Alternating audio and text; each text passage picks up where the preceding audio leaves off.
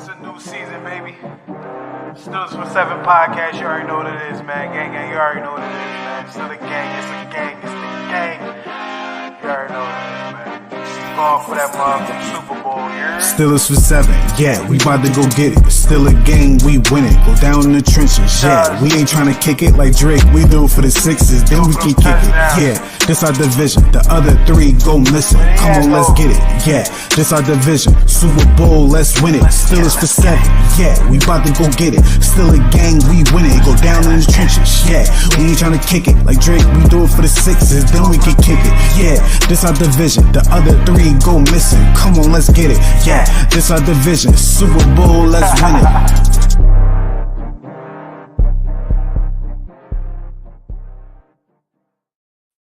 Steeler Nation, what's going on? This your guy Cav Easy here, back for another episode of Steelers for 7 podcast, man. This is episode 150.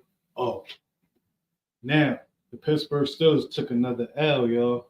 You know, you already know, a couple of days went by already. No touchdowns was scored in the game, all field goals. And I'm seeing a lot, man. I'm seeing some overreacting. I'm seeing some stuff. I'm seeing people say that, yo, this person's trash, they're trash. And I'm hearing people ask me, Kev, what you think about all this, man? Well, I'm going to get into it, man. But I just want to talk about a few things that kind of stuck out to me as far as the game goes. It was a lot of bad things. It was a lot of good things, too.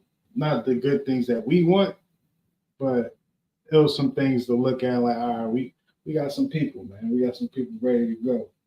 Out the gate, it was saying that Nate Herbig was out, and that was confirmed, and saying he's out, rotated cuff. At first, I'm not going to lie. When I first seen that he was out, I was like, damn, yo, he got benched. He got benched, man. And I low-key, I kind of still feel the same way. I don't know, but they said that, you know, he tore his rotator cuff or whatnot, and that's where we at right now. You know what I mean? But so Zach Frazier ended up getting the start. Let me just talk about the offensive line. I think the offensive line right now, they're struggling just because I feel like nobody on that offensive line, maybe outside of Isaac, knows where they're going to play. And, you know, Zach Frazier now. But you don't really know, like, they don't really know where they're going to play at. And to learn a new offense, new ways of blocking, not necessarily new ways, but it's not the same way of blocking as last year, new terminology. And you have to constantly flip. Like Broderick Jones kind of looked bad. I don't want to say he was awful, but he looked kind of bad. You know, I seen him get blown up a few times. And it's like if you constantly changing left, right,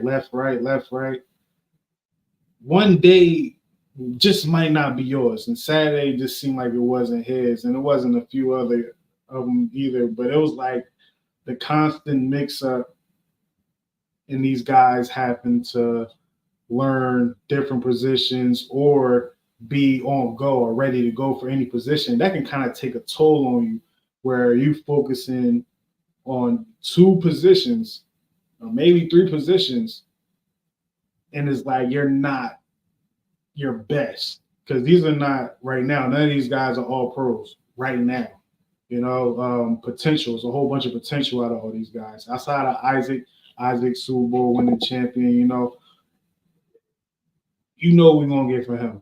He's the quiet leader as far as he's going to put the work in. Hey, follow me. Well, I do that. But everyone else is like 1 year, 2 year, 3 year.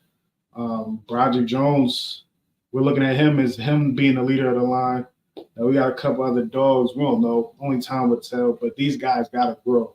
The fact that some of these guys have to learn new positions. I think the only person that's equipped right now to be like, all right, I can play right there, or I can play right there, be no problem, and not really affect them is Spencer Anderson, because that's what he's been doing since he's been with the Steelers, man, these last 2 years. But this year and last year, he was the everywhere lineman. Might have been on defensive line one time. I ain't know, But look, I think the guys are going to be all right. I think once they figure out where they are, like it's set in stone. Broderick Jones, left side, set in stone. The rest of the line, they really figure out where they at. All right, we're going to get something. But I think, and this is a pattern too, I've seen with the Pittsburgh Steelers ever since we had this offensive line coach. I don't know his name. I'm not even gonna look it up. Like he's not Mike Munchak, I'll tell you that. But the offensive line kind of struggles in the first couple of weeks, and I don't want to say struggle, but you can see that they're not one, right? And that to me, that's unacceptable. I feel like the offensive line should be the first unit that gels together on your team. I feel like if they're not gelling, you should try to rethink. You should really rethink about the person you employed over there to coach them up. But new offense, it's a lot of uncertainty as far as who's playing where. But, I think they're going to get it once they figure out where they're going to be.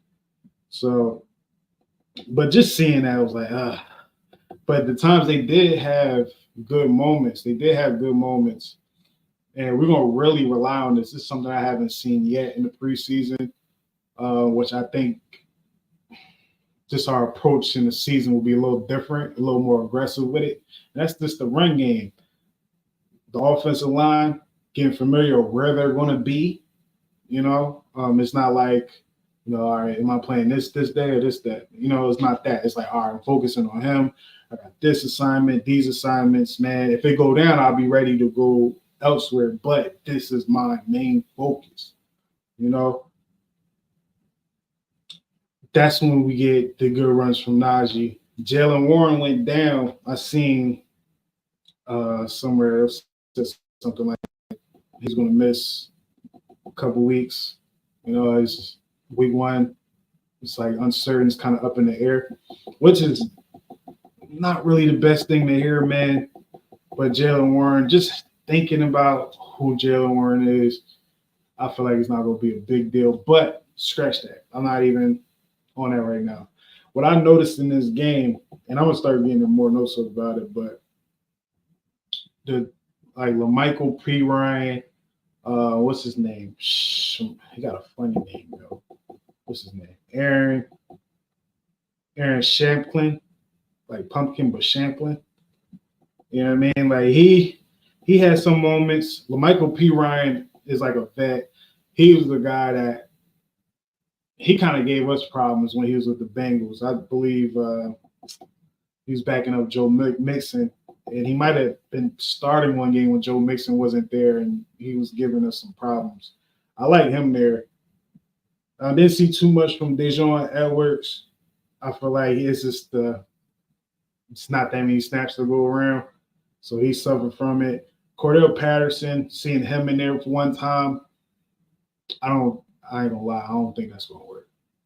I don't think Cordell Patterson is gonna work because it's not like he's in need. Like we would have had need him for punt return. That's probably still the case. I haven't seen him back there like where it paid attention, snapped in my head. But I did notice that Calvin Austin might not be a punt return type of guy.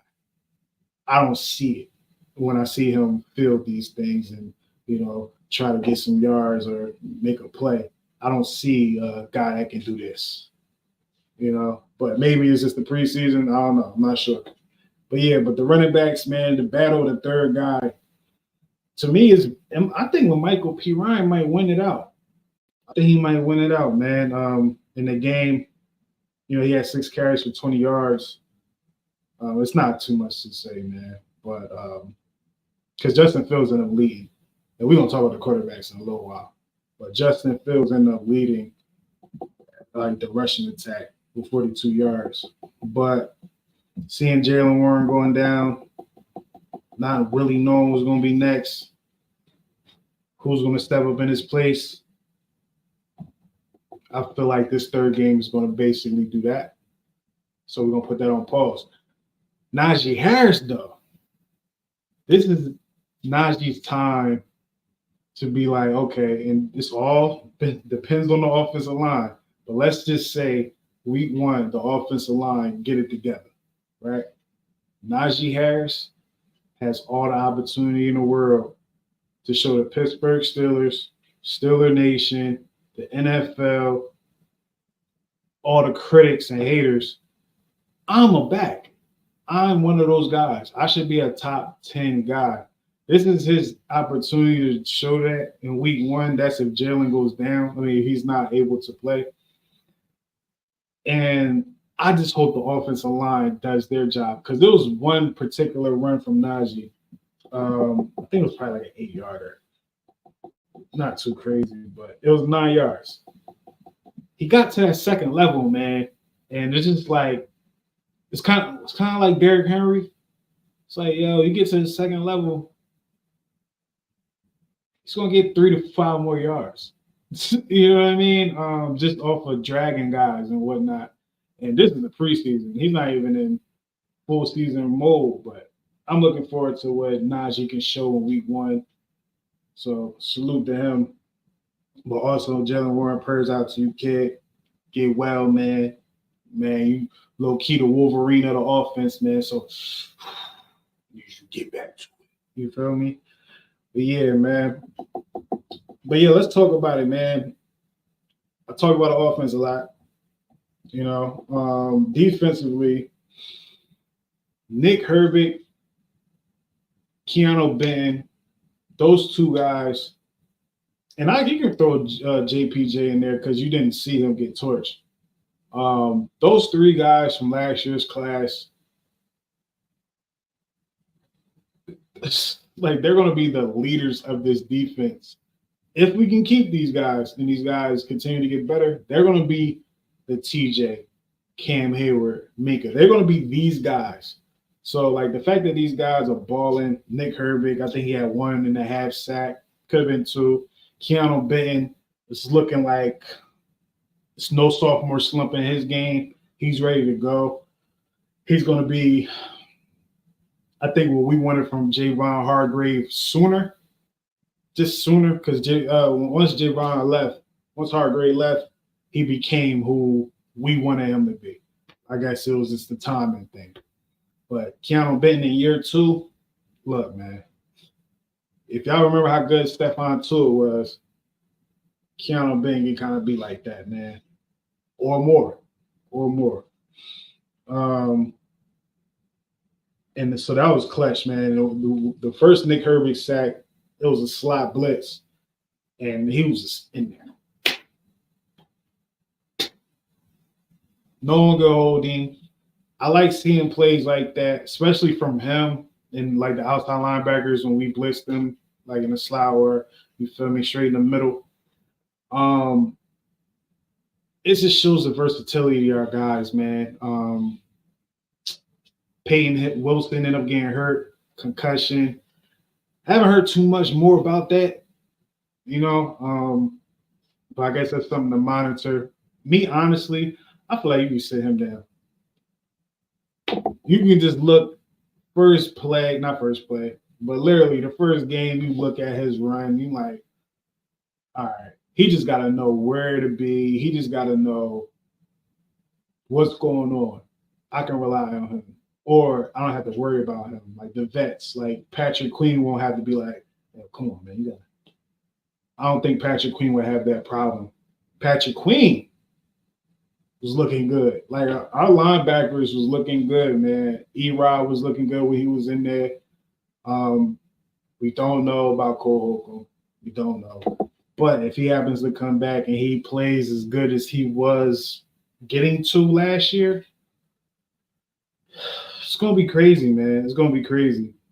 With Marcus Golden retiring, you know, it was questions about who will be the guys on the outside. I still think we need to see a little bit more from the other guys because I'm not going to lie. Like once, you know, Alex was out, Nick Herbig was out. I think Alex is out early, but when Herbig was out, I started paying attention to the D-line and more so like kind of the corners. But really the D-line, I was paying attention to them. So I will have to go back and check the linebackers out, outside linebackers, how they did. But the defense did solid. Like I said, no touchdowns.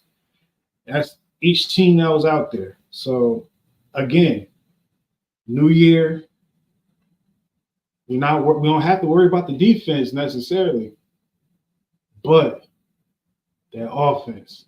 We all got PTSD as Pittsburgh Steelers fans. I got it.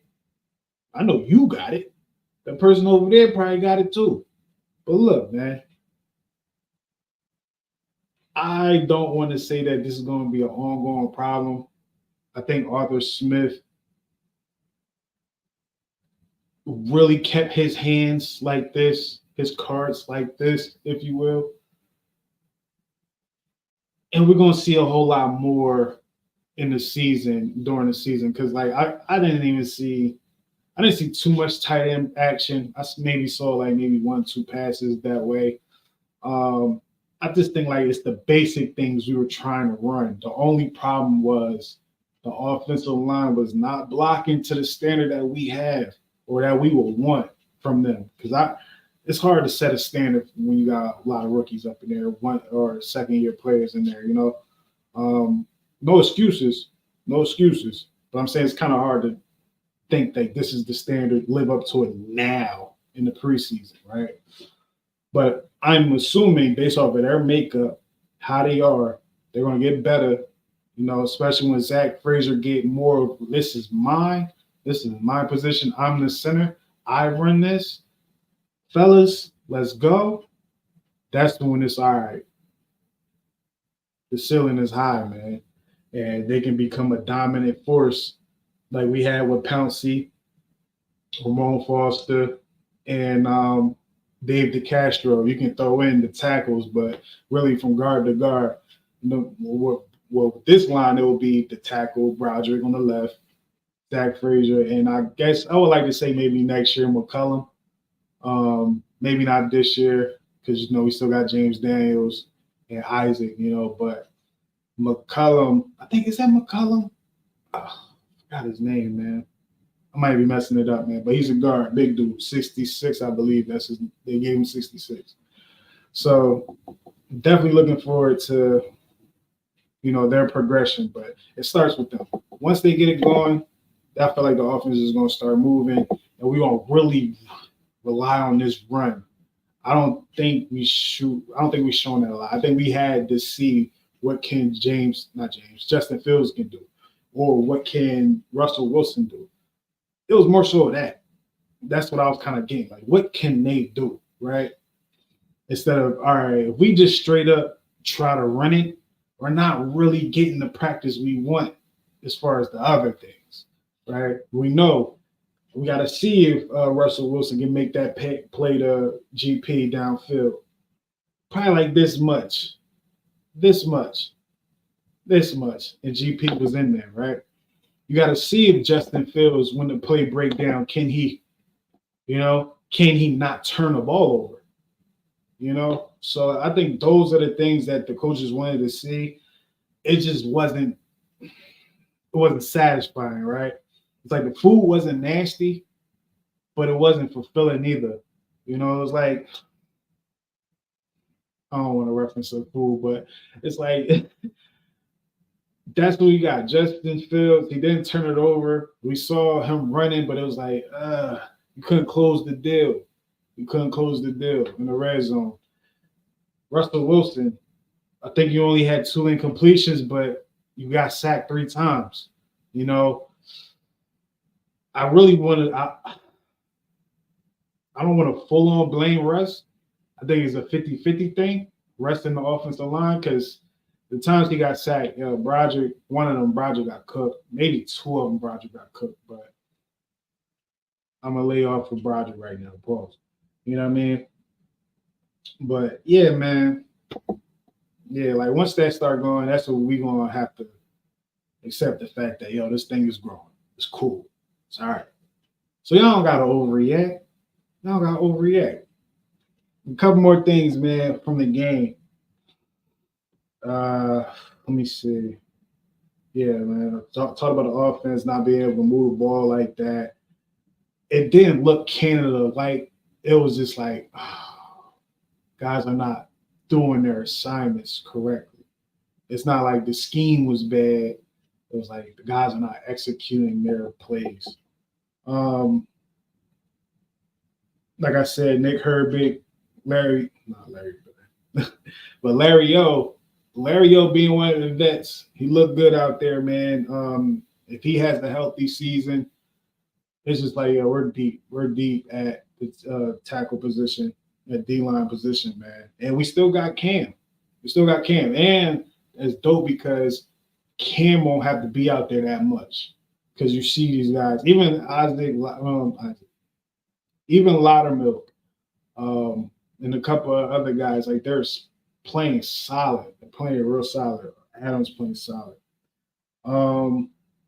Big shout out. I would do the top two, bottom two. Matter of fact, let me do that, right? Let me do that. My top two, bottom two. Top two.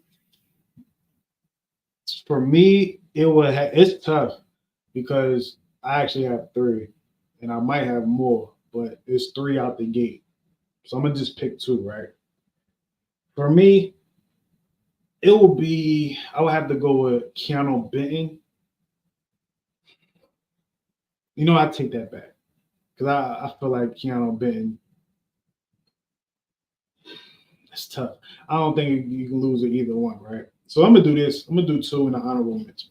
Keanu Benton and Nick Herbig. The future is bright for these guys, man. 1.5 for Nick Herbig. I think I don't know if Keanu finished with a solid one, or they probably gave him a half. Let me see.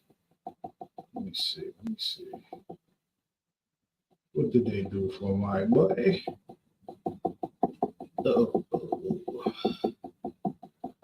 Let me see. They don't want to show me shine. All right, they just gave him a half, but he had he had two quarterback hits. He had a tackle for loss. Nice, man. But basically, those two guys definitely showed up for the last year rookies, man. Broderick Jones, you let them down, brother, but I know you're gonna get it back, man. But my honorable mention goes to Cam Johnston, man, dart punter. This man, our offense couldn't get anything going, but this man was able to give our defense great position to like kind of box in the offense, man, to get off the field and give the offense better position or give them good position to start. Is that the offense was failing everybody. It's failing the punter, failing the defense, you know. But when you see things like that, where last year and the year prior with Presley Harvin, shout out to him, I think he got signed by the 49ers, man. It was very inconsistent where we would need a great punt and it would be a dud. It's like, oh, come on, bro. Where Cam Johnston is like, yo, y'all gonna have to march the field. They're gonna have to march the field. Now it'll be funny when the season starts, he get trashed, but so far so good for him, man. So that's an honorable mention. My bottom two, Broderick Jones. I'm not going to just single you out. I'm going to just talk about the whole offensive line because as someone that played offensive line, defensive line, one thing about offensive line, man, and everyone out there that ever played offensive line before, it's not one guy that gets in trouble with coaches. It's the whole line. It's the whole line. You feel me? Like one of your guys can be getting burnt, toast, cooked, county. Ugh. And, you know, the coach is going to be like, it's the line. It's the line. All y'all. It's all y'all. You know what I mean? I got PTSD from that too. But look, man. So the offensive line is definitely bottom two as far like one of the positions. And the other one to me would just be quarterbacks, our quarterbacks, not being able to, with the talent we have, to not be able to run that offense to get us in the end zone. I feel like I had opportunities like the one pass that got away from Justin Fields. Wait a minute. Was that Justin Fields? I think it was. But it was a couple of throws that got away from them, and it's like, we had opportunities, man. Another honorable mention, Des Fitzpatrick, that mean sideline catch, man. It was one of those situations where you had to be locked in, focused, and you played through the whistle. You feel me? The ball was coming. I think it got tipped. If not, dude shadowed it or whatever. But I think it got tipped a little. But the fact that Des Fitzpatrick positioned himself to be aware, like, yo, it's still coming. That was dope, man. And I know the coach is looking at that and say, okay, next game, let's look at him a little bit more. We don't know when Roman Wilson's going to come back. We don't know. So it's like, you see this guy here, it's like, all right, man. It's like kind of like when we had Miles Boykin, right? But he might get a little more opportunities than Miles Boykin. That catch right there, I don't think Miles Boykin was going to make one of those. But you see special receivers come out of Pittsburgh when they can do things like that, man. So I'm looking forward to see a little bit more from him. I want to see if he has any more opportunities like that, man. Shout out to Miles Killebrew. Miles Killebrew, he had an interception. Now, the interception came from Mitchell Trubisky. And when Mitchell Trubisky came out, they booed the hell out of him. Rightfully so. Mitchell Trubisky was one of the worst quarterbacks I ever seen play football in my life. Man. And that's not even trying to disrespect him. I'm just saying, from a decision-making standpoint, one of the worst I ever seen. I think Rex Grossman is better than Mitchell Trubisky. And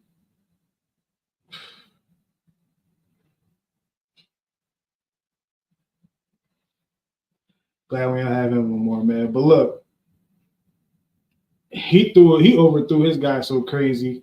Miles Killebrew literally, like, his job only was just to catch the ball. It was coming to him, so, but he still caught it. It was a momentum play. The offense didn't capitalize off of it, though. Like, they should have capitalized off of that. But, like, this is the preseason, but just still at the end of the day, this is like, this is going to carry over. Will this carry over to the season? Because we saw last year our offense lit it up. And when the season came, like, oh, we showed everybody our best shot in the preseason. Where this one, it might actually be opposite. And I'm not going to lie. Like, the history of the Pittsburgh Steelers, man, our most successful teams in my fandom tenure is when we get trashed in the preseason. And then we just start cooking in the season, But I don't know, man. I don't know. Everything I just spoke about right now, man, y'all can hit them comments. Shout out to everybody right now that's watching on X. Had to do some things, man. X did some crazy shit to me, They say, look, you got to have a premium account. You got to have a check just to broadcast. I'm like, what? I said, man, fuck that, man. I ain't doing it. Then the next show go by. The next show go by. I'm like, oh, shit. And now we here. So shout out to everybody that's watching on X, man. Shout out to the people watching on YouTube. You feel me? And Twitch. Shout out to everybody watching on Twitch as well, man. No longer doing Stills for 7 podcast episodes on IG. IG is going to get its special day back. Remember, Stills for 7 Live started on IG on Wednesdays. We're going to go back to that. You feel me? So on Wednesday, not this Wednesday, the first Wednesday of the season, which will be, I don't want to say next week, but the week after, going to be live, man. And that's when we're going to really talk, fan engagement. You feel me? Us fans going to all parlay. And it's definitely going to be the Wednesday before, actually, that situation. But yeah, anyway, we'll get into that later. Another day. You know what I mean? But anyway, shout out to everybody that's popping in, man. You feel me? You can leave a comment and all that about anything we talked about. Got some You feel me? Twitch, they out here, they trolling on Twitch, man. It's all good. It ain't disrespect though. You feel me? They saying cheap viewers. I ain't gonna put it up there, but it might be like a bot or something, man. But shout out to them. Shout out to them, man. Yeah, man. So watching everything. Shout out to Darius Rush. He had a nice pass deflection on 3rd and goal to limit the Bills to get a field goal instead of scoring and getting a field goal. I saw a lot of read options with Justin Fields. It was cool that we actually have him, and we can run him. Justin Fields' ability to run and extend plays, it gave me a Cam Newton feel. Like prime Cam Newton.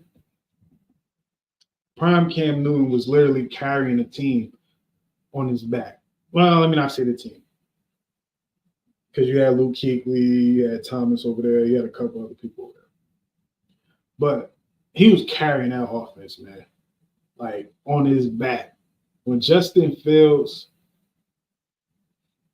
starts to run or whatever, where he starts to use his legs, I don't get the Lamar thing, because Lamar is more so like dicey, like, I'm going to get to my spot. I'm going to get out of there. You feel me? Cam Newton, I don't even want to say Josh Allen. Josh Allen might be a little too aggressive, right? And but Cam Newton is more so like, yo, all right, that ain't going to work. Cool. I'm going to make it like this. Damn. All right, bet. Let me run this way. It looks slow. Maybe that's why I'm saying Cam, right? Because Cam looked slow, but he wasn't slow. So I see a lot of that, man. I see a lot of that. So I don't know. My big question to y'all is, should we be worried? Should we be worried, man? I think based off of the things that I said so far in this episode, shouldn't worry yet. Oh my gosh. I seen the day. And something told me not to even click it, yo. I just know it. At this point, I just know it. If it's not coming from me, if it's not coming from the the other people, you feel me, that do Steelers content, man, like mainstream people that cover the Steelers, man, outside of maybe Good Morning America, not Good Morning America, Good Morning Football, they anti-Bird, man. You feel me? And then it's like you got Stephen A up there. And I'm talking about First Take. You got Stephen A up there he's not a Steeler fan. The Steelers are his favorite team. There's a difference between the two, right? The Steelers is his favorite team, so he's not paying attention like someone that's like really a fan of the team. He is, because you can hear it in the way he talks. You can hear when he references certain players, he'll say a name where it's like, dog, he's not even a factor. Or you'll bring a guy that may not be on the team anymore, So I don't know. But and then you have Shannon Sharp, who is just playing his role as a Raven, man. Because, like, for those who don't know, that Baltimore and Steelers rivalry really started from Shannon Sharp and Coach Cowher. Them going back and forth with each other, man. I think Shannon Sharp said something, and I think after the Steelers beat them, I think that's when Coach Cowher said something like, yo, make sure Shannon say something or something like that, right? So that was kind of like what birthed that rivalry. So I'm never going to, like, when I hear Shannon Sharp talk about the Steelers, yo, I'm just like, it's like Bart Scott. You hear Bart Scott talk about the Steelers, it's like, bro, why is he talking about the team? You know what I mean? Like, and to me, I feel like that's unprofessional. Like, not really for Shannon, because I think because Shannon will mix some real shit in there. But, you got a Bart Scott, you feel me, who I still like, who I think probably out of everybody, he hit Ben the hardest in Ben's whole career. I think he hit Ben the hardest. I was like, oh my gosh, Ben might be dead. But still, like, the hate is real when it comes in, man. But yeah, like, when these people cover the Steelers, man, it's like, what am I going to do with this information? Like, come on. So y'all make sure y'all pay attention to people like me other people that do the Steelers content, you feel me? Y'all see me on these shows, y'all see me here and there, you feel me? Like almost everybody that do Steelers content, you know, outside of mainstream media, they decent, man. They be the ones in the mainstream, man. It's like I'm going off on a tangent, man. But look,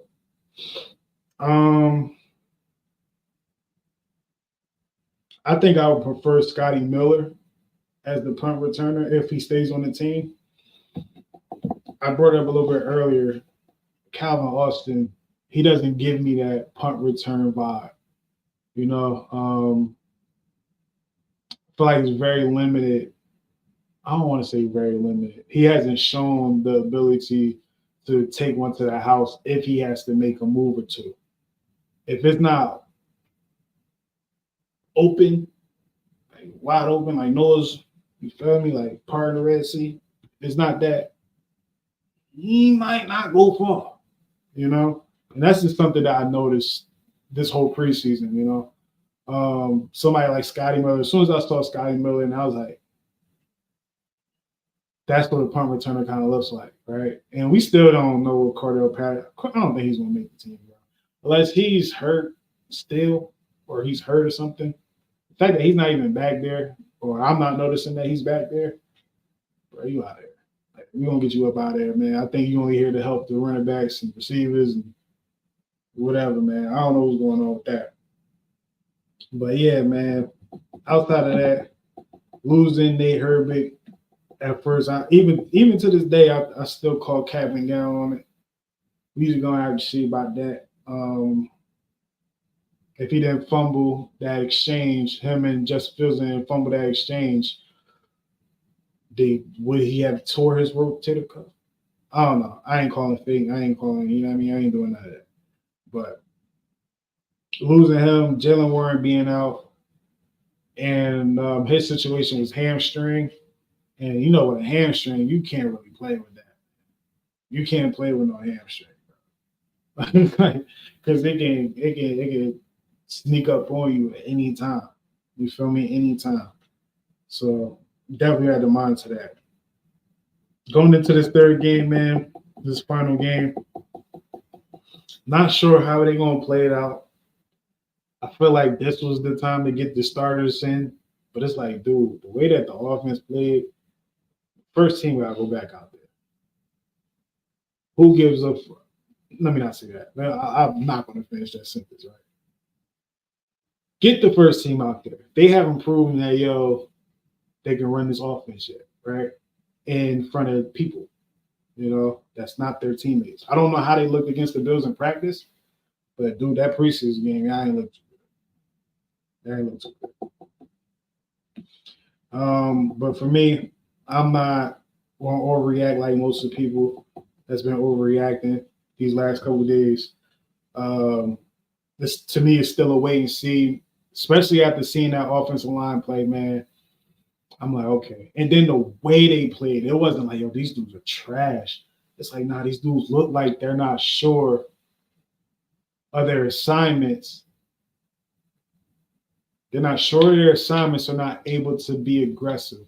Like when Broderick Jones got blown up, it looked like he made his moves like someone that wasn't too sure, causing him to get blown the fuck up. You know what I'm saying? So, offensive line, they're going to get it together. They better get it together. But I think the coaches need to do them a service and actually let these guys know where they're going to be at and actually keep them there. Just keep them there from right now. I know some guys are out, but just because Dan Moore can't play right, don't mean you got to sacrifice Broderick Jones, man. I know, man. It's like Hollywood swinging with these guys, but this let these guys play where they play the best, man. And hopefully the young kid, Troy Fatamu, I hope I said it right, bro. I hope I said it right.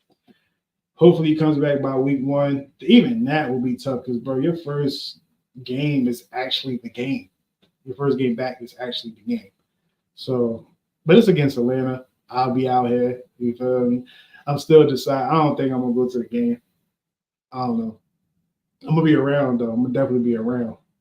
Um, I don't know, man. Just to keep it total, I don't like watching football games live, like in person. Maybe because if someone pointed it out to me the other day, right? And then, I'm gonna end the show on this, but someone pointed this out to me the other day. It was like, yo, I was like, yo, man, I can watch a baseball game live. I can watch a basketball game live.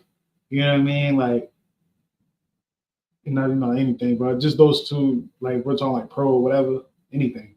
Like I can watch those. But it's like with football, I can't watch a football game live because, and then I was like, I don't know why. And then I want to say it was my cousin. Shout out to my cousin, man. But he was like, yo, maybe it's because you're just used to playing. So you don't know, like, it's feel weird when you just watch it.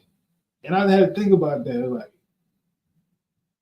because this goes all the way back into, because I used to like going to football games, right? I used to like going to football games as a kid. But it's like once I started playing and becoming a player or whatever, and starting to make a name, I couldn't watch football games live anymore. I'm like, yo, dog, I should be playing what I'm doing here and wasting my time. There was a lot of that, man.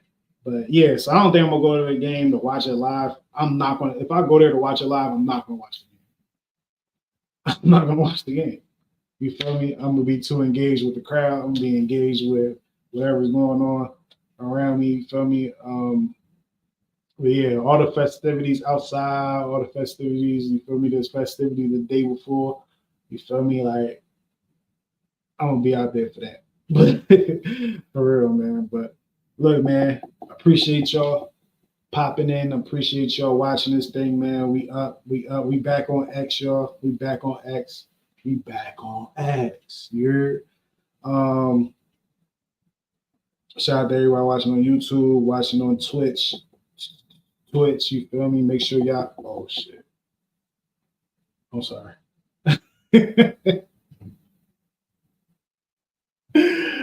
Oh man. But yeah, I'm gonna end it on that one, man. It's your man Kevezy. You can follow me everywhere at Kevezy, Keveze. For those who don't spell well, I don't judge, man.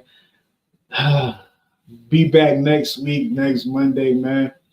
Episode. Hopefully, I'm gonna have more to speak about. Well, it's a pretty lengthy episode. You feel me? But I have more positive things to speak about next episode, man. Be on the lookout for Sills for 7 Live. Be on the lookout for other things, man. Shout out to the VSN family, man. We still doing things. You feel me? And that's it. With that being said, man, she got Kevezy, man. I'm gonna get on out of here. Make sure y'all like, share, subscribe, and all that. And if y'all don't hear me say that right now, y'all gonna hear it in a second or two, or three, or four, or five. My timing be so bad. So let me do this because I want to make my timing right. So let's do my outro one more time. Shout out to y'all. You popped in, y'all listen to the guy, Shout out to the people, you feel me? Shout out to the panel. As you can see, I did this one dolo, you feel me? With some issues, I believe, you feel me? Some issues definitely on my part. Started the show a little late. It's all good though, man. But shout out to the team. Shout out to everybody, man. It's your guy Kevezy, man. Sills for 7 podcast, episode 150 is definitely in the books. So take that, break it down, roll it up, smoke that, man. And what you smoking? Smoking on the Browns pack. Calling it early, man. It's like, I'm out of here, man. Sills for 7, man. It's a new season, baby. Stills for 7 podcast. You already know what it is, man. Gang, you already know what it is, man. Still a gang. It's a gang. It's the gang. You already know what it is, man. going for that motherfucking Super Bowl, yeah? Steelers for 7, yeah, we about to go get it. Still a game, we win it. Go down in the trenches, yeah. We ain't trying to kick it like Drake. We do it for the sixes, then we can kick it. Yeah, this our division. The other 3 go missing. Come on, let's get it. Yeah, this our division. Super Bowl, let's win it. Steelers for 7, yeah, we about to go get it. Still a gang, we win it. Go down in the trenches, yeah. We ain't trying to kick it like Drake. We do it for the sixes, then we can kick it. Yeah, this our division. The other 3 go missing. Come on, let's get it. Yeah, this our division. Super Bowl, let's win it.